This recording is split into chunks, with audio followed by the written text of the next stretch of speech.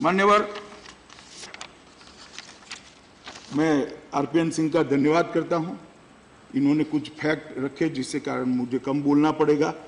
एक मनोज झा जी ने और गुलाम नबी आजाद साहब ने, दोनों ने एक बड़ी आपत्ति दर्ज की कि हम नेहरू जी के बारे में देश की जनता में अपप्रचार करना चाहते हैं, कुछ गलत भ्रांतियां, गलत सोच खड़ी करना चाहते।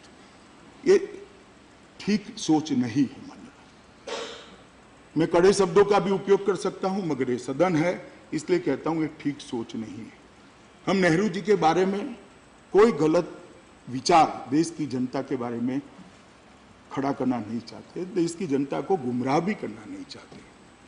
ना ही हमारा मकसद है, ना हो सकता है। परंतु एक बात है, इतिहास की भूलों से जो देश नहीं सीखते हैं उनका भविष्य अच्छा नहीं होता है। इतिहास की भूलों की चर्चा होनी चाहिए और इतिहास की भूलों से सीखना चाहिए। गुलाम नबी साहब ने बड़ी लंबी बात करी, अच्छी भी करी। कुछ तो मेरा भी ज्ञानवर्धन हो गया। जो उन्होंने कहा उसमें काफी चीजें मुझे भी मालूम नहीं थी, आज पहली बार पढ़ी और इसको सुनी। मैं इसको पढ़ने का, जानने का भी प्रयास करूंगा कश्मीर को समझने के लिए। मगर गुलाम नबी साहब, मकबूल शेरवानी हो, ब्रिगेडियर उस्मान हो, या आप एक नाम भूल गए, ब्रिगेडियर राजेंद्र सिंह हो, जो महाराजा की सेना के ब्रिगेडियर थे, जो शहीद भी हुए, सालों तक लड़ते, पूरे साल लड़ते रहे। ये तीनों के लिए हमारे मन में, सभी शहीदों के लिए जिस प्रकार का पूज्य भाव होता है वही है।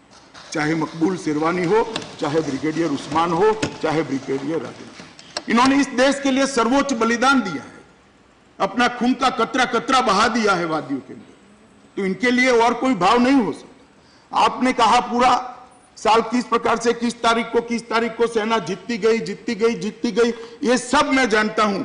मगर मुझे एक बात बताइए साहब कि ये जीतने का सिलसिला अभी बाकी था और 1 जनवरी 1949 को अभी 1/3 कश्मीर पाकिस्तान के कब्जे में था और आपने सीज फायर क्यों कर दिया? इसका जवाब मैं नहीं पूछता, पूरा देश पूछता है, इतिहास पूछता है और आपको इसका जवाब। अगर ये सीज फायर ना हुआ होता मान्यवर, तो आज ये झगड़ा ही ना होता। अगर ये सीज फायर ना हुआ होता तो टेररिज्म भी ना होता। अगर ये सीज फायर ना हुआ होता तो 35,000 जाने न गई होती। इसका मूल रूट कॉज वो सीज फायर है जो कल समय था सरदार पटेल ना बोलते थे। हम क्यों गए? आप मुझे 3 बातों का जवाब देश की जनता चाहिए। यूएन में क्यों गए हम? जब महाराजा ने भारतीय संघ के साथ संधि करने के बाद ये भारत का अभिन्न अंग था कश्मीर, तो हमें यूएन में जाने की जरूरत क्या थी? क्यों गए? क्या ये गलती नहीं है? गलतियों से हम सीखेंगे नहीं, गलतियों को स्वीकार नहीं करेंगे तो आगे की पीढ़ी भी गलती करती जाएगी। मान्यवर, मैं इतना ही कहता हूं, जनमत संग्रह के लिए हमने क्यों सहमत की? आज सवाल ही नहीं है जनमत संग्रह का, मगर उस वक्त सहमति क्यों दी? किसने दी? क्या ये गलती नहीं है? और गलती है तो साहब इतिहास बड़ा क्रूर होता है। कितने भी साल हो जाए गलती के बारे में इतिहास सवाल पूछता है। और मैं पूछना चाहता हूं साहब, इससे भी खराब सिचुएशन हैदराबाद की थी। यहां तो महाराजा ने संधि कर दी थी, हैदराबाद में निजाम साहब संधि करने के लिए भी तैयार नहीं थे।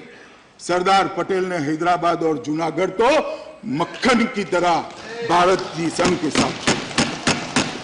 सवाल अप्रोच का है, अप्रोच ठीक नहीं होता है। मैं ऐसा नहीं कहता कि श्री नेहरू ऐसा चाहते हूं, ऐसा नहीं चाहते हूं, अच्छा ही चाहते होंगे, अच्छी भावना से ही किया होगा। मगर जब इतिहास के लिखे जाने के बाद इतिहास को पढ़ने बैठते हैं तो मान्यवर जो गलती है उसको स्वीकार करना चाहिए, ऐसे मेरा बहुत स्पष्ट मानना है। मान्यवर, शेख अब्दुल्ला की बड़े वरिष्ठ नेता थे। पहले मुस्लिम कॉन्फ्रेंस, बाद में नेशनल कॉन्फ्रेंस के नेता बने। नेशनल कॉन्फ्रेंस के बड़े वरिष्ठ नेता थे। उनका योगदान भी शेख साहब का, आजाद साहब मैं स्वीकार करता हूं, बड़ा योगदान है। मगर मैं इतना पूछ सकता हूं कि 9/8/1953 को कांग्रेस सरकार ने उनको क्यों गिरफ्तार करना पड़ा था? और आप ये क्यों नहीं बोले? मैं आपको ये पूछ सकता हूं 8/5/1965 को उनको क्यों रियासत बदर किया गया और वो आप क्यों नहीं बोले? क्योंकि अभी एनसी के साथ समझौता करना है, इसलिए इतिहास से कुछ निकाल देना और कुछ बोलना, मुझे लगता है साहब इस सदन के अंदर ऐसा नहीं करना चाहिए। हमें इतिहास को रखना है तो मैं 1931 से आज तक का मेरे भाषण तक का इतिहास अभी सबके सामने पढ़ने को लिए थे। हम कभी तोड़ मरोड़ नहीं करूंगा, मेरे पास भी है, मैं भी पढ़ सकता हूं, मगर इतिहास के अंदर अच्छी लगे वो बातें बता देना और जो अपने लिए अच्छी न हो बातों को छिपा देना, मैं मानता हूं इस सदन के अंदर माननीय अध्यक्ष जी ये नहीं करना चाहिए।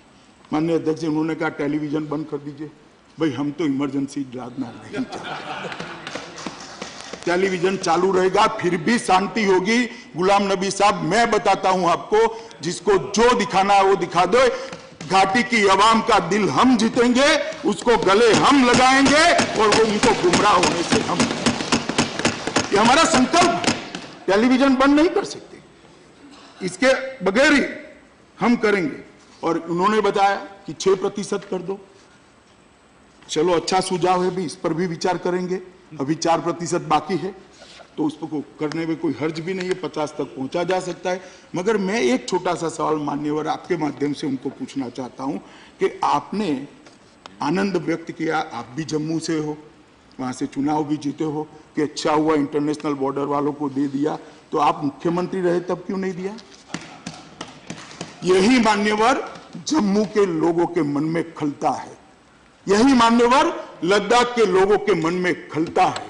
सम व्यवहार नहीं हुआ है और यही तुष्टिकरण ने घाटी का मानसिकता भी बिगाड़ने का काम। मान्यवर एक सब मेरा होने के बाद सुनेंगे सब।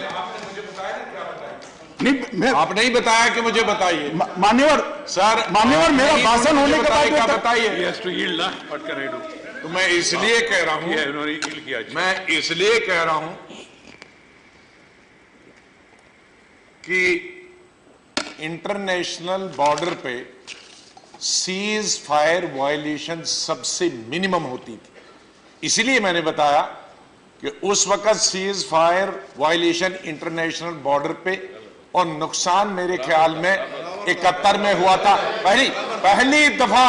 पहली दफा आपके वक्त में 71 के बाद इन हथियारों का पाकिस्तान की तरफ से इस्तेमाल हुआ। और यही है कि अगर पिछले 5 साल में देखेंगे 500 सीज फायर वायलेशन आपके वक्त में 5,500 cease fire violation. Ajay ji please, तो जब नुकसान हुआ तब इसकी जरूरत पड़ी। अजय जी उन्होंने वो 4% को 6% करने के बारे में आपका नाम लिया। ठीक, छोड़ दीजिए मान्यवर, छोड़ दीजिए मान्यवर। सीज फायर के आंकड़े आज मेरे पास नहीं है, कभी और दिन चर्चा होगी तब लेकर आऊंगा। परंतु मैं इस बात से सहमत नहीं हूं कि जम्मू में पहले सीज फायर नहीं होता है। सीज फायर इतनी मात्रा में होता है कि हमें 15,000 बंकर सड़क सुरक्षा के लिए बनाने का निर्णय करना पड़ा और 4,000 बंकर हमने बना दिया। मान्यवर, ठीक, मैं सुरक्षा के लिए कहना चाहता हूं, हमारी सरकार सुरक्षा के लिए कटिबद्ध सरकार है। मैंने पहले ही कहा कि आतंकवाद के लिए जीरो टॉलरेंस की नीति लेकर हम चलते हैं।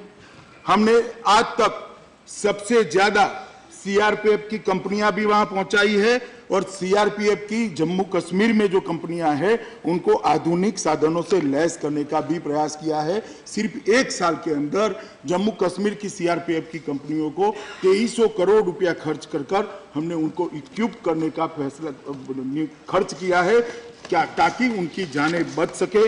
बीपी व्हीकल्स दिए हैं, ड्रोन्स दिए हैं, सीसीटीवी कैमरा दिए हैं, रडार दिया है और ट्रेनिंग के काफ़ी सारे काम भी हमने पूरे करे हैं।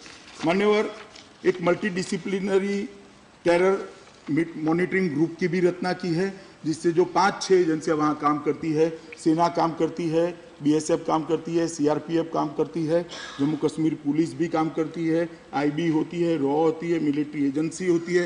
ये सब के बीच में अच्छा कोऑर्डिनेशन हो सके, इसलिए मार्च 2019 से एक नए ग्रुप का गठन किया गया है जो सप्ताह में 2 बार बैठता है और अच्छे तरीके से करना है।